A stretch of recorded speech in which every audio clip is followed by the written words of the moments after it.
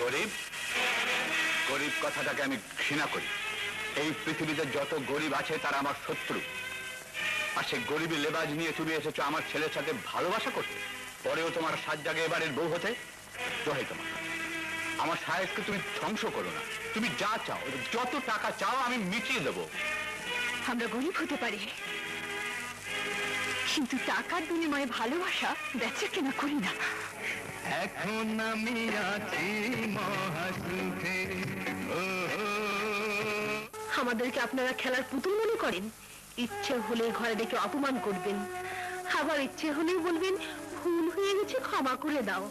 কি সর্বনাশ হলো? আপনার কি সর্বনাশ হয়েছে? আপনার মেয়ে নিশ্চয়ই কারোর সঙ্গে সম্পর্কে চলে, তার সঙ্গে চলে গেছে।